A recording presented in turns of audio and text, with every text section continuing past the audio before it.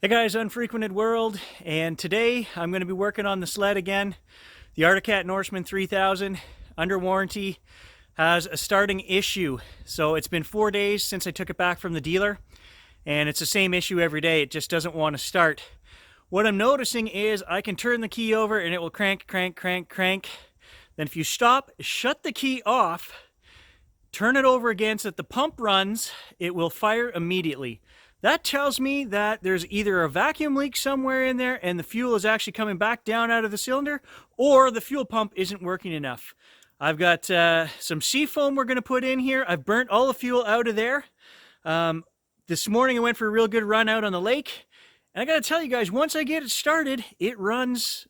The motor doesn't stop. It doesn't sputter. It doesn't like bad gas. So, hey, you know what? I've also got a full tank of premium right there. We're going to put that in there. And this is where we're going to start. Gas issues, okay? They're telling me it's gas. I don't think so, but let's start there. I've also got a brand new battery fully charged up here in the garage now that they conveniently sold me the other day, which I don't think I need. It's been starting over the last 4 days with the old battery in there, so there's just another kick to the old you-know-what.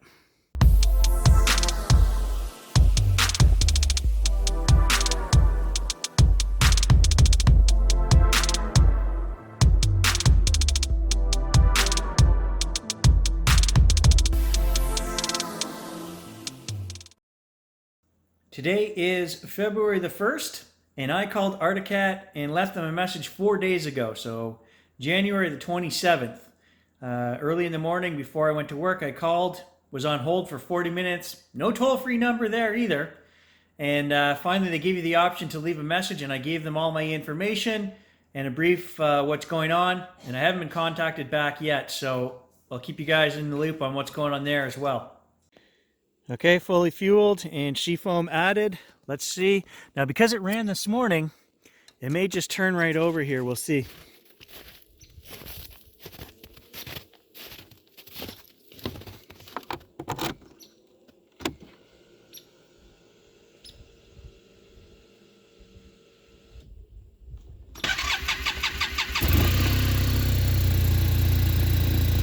Yeah, because it's already ran today.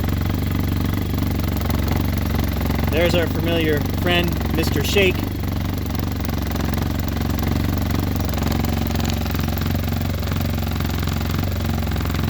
So my buddy Tim's going to come over today with some foam and some goodies, and we're going to try to fix that shake. And over the next day or two, I'm going to start this first thing in the morning and show you guys that it just keeps cranking until I shut the key off, let the pump run a second time, and it'll fire right up. What I want to do, maybe the third morning, is turn the key on, let the pump run, but don't crank it. Turn it off immediately, turn it back on, let the pump engage a second time, and see if it fires immediately. That should right there tell us that we have either a bad pump or a vacuum leak for sure. We'll find out. I'm going to get to the bottom of this. I'm going to have to do it myself, I think. So as part of that $460 bill they were trying to shove down my throat the other day, they told me they cleaned the injectors and changed the plugs, so we'll take a look at that as well. I mean, I'm pretty sure they wouldn't have cleaned the injectors, but I could be wrong. And to be clear, the gas that I'm replacing in there was just bought 2 weeks ago and treated the very first day, and it's the same gas that's in my four-wheeler. In fact, why don't we go? I gassed both of these up the same day. I haven't rode the four-wheeler since I put gas in it 2 weeks ago. Let's go start the four-wheeler and see what happens. Okay, so this was gassed up the same day as the Norseman 2 weeks ago. It has not run since then.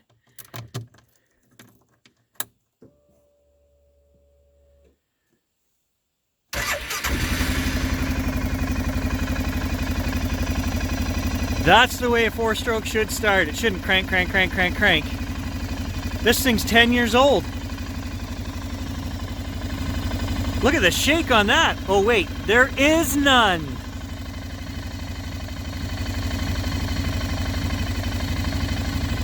I'll let you guys know. I'm going to run this. We'll see if we have any issues. I'll play with this over the next few days as well. I know there's nothing wrong with the gas in either of those machines. There's the brand new battery they sold me for 132 bucks. My four-wheeler takes the same battery as that. It has a new battery in it already. The snow machine has a new battery in it already, so I don't know what the hell I'm going to do with that, but We'll need it, we'll have it if we need it for troubleshooting.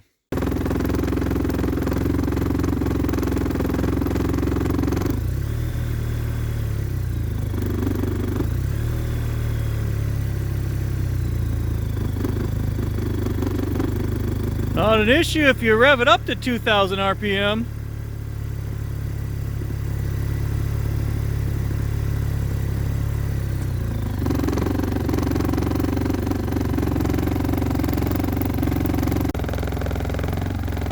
Ridiculous. That's not an issue. That's bloody ridiculous. I know you guys are getting tired of hearing it. I'm getting tired of listening to it. So I'm not an Arctic Cat guy per se. I'm not an anything guy. I bought this machine 10 years ago. It was the first machine that I bought brand new for myself. I've had very good luck with this machine. I've had no problems. I've replaced one actuator for the four-wheel drive system in 10 years, and that's it. That's the only maintenance. I haven't even done the brakes on this thing. I think it only has 1,600 kilometers or whatever. I plow the driveway. I take the kids for rides. It's, you know, I hunt with it a little bit, but it's been a decent machine. So that's why when it came to snow machines, I have to say I did a ton of research, and it came down to two. It was either the Skidoo Tundra or the Arctic Cat that I bought, the Norseman 3000. I want a utility machine to take me out fishing on the lake and to pull my kids around. That's all I want. And so I did do a ton of research on that Arctic Cat, and I have to say, I do like that machine. It is everything that I need in a machine. It's just the rattle on idle, which I think I'm going to be able to fix myself by adjusting that cowling, etc. I don't think there's an issue with that motor. I think the motor is fine. So what they're saying, you know, I'm not saying that that's a bad motor. I'm just saying that the cowling and the housing is not, it's not sitting in there properly. The motor is not mounted in there properly, or it's a design flaw. And another guy in the channel was telling me that his is the same and he thinks it is a design flaw. If that's the case, I'm just going to do what I can to stop the rattle to fix it. But this no start issue is something completely different. That is an issue, and we're going to have to get to the bottom of that. P0780, is that some kind of error code? I just took Hannah for her first trip around the yard here driving the machine. We're getting some kind of error code. So you tell me, is this machine running properly? Absolutely not. And now I have proof it's throwing up error codes. She's pretty timid. I told her I'd buy her her own sled so she could come ride with me. She said, no thank you.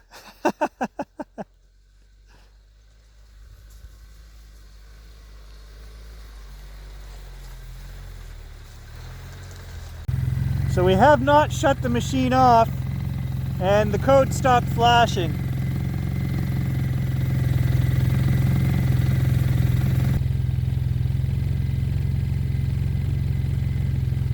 There's my help. Oh no. Jolene. What? Does your Arctic Cat run any better than mine? Yes, way better. I hope so.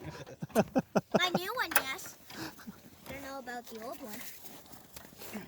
Okay, if you can get yours started, I'll make you an offer. What? We'll straight up trade if yours runs better than mine.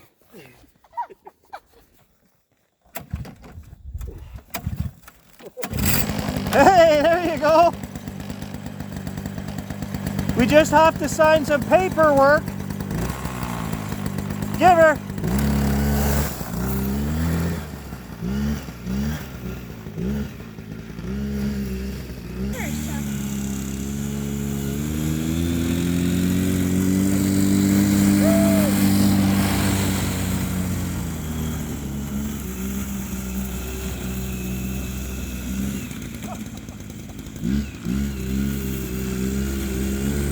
I'll trade you.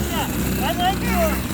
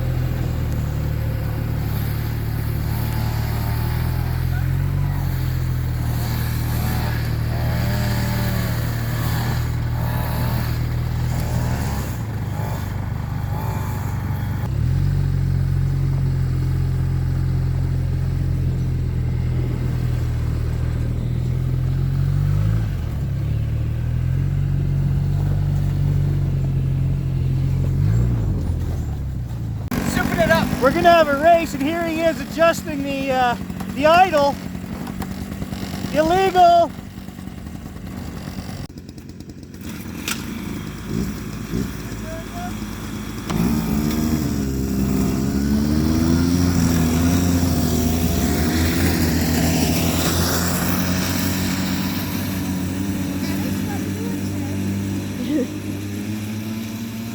It looks like mine's faster.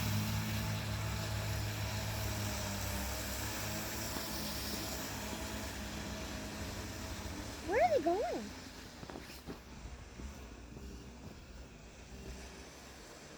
Gary got stuck. First person back wins.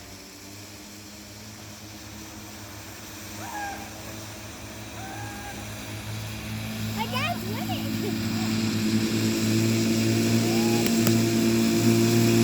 Okay, now move.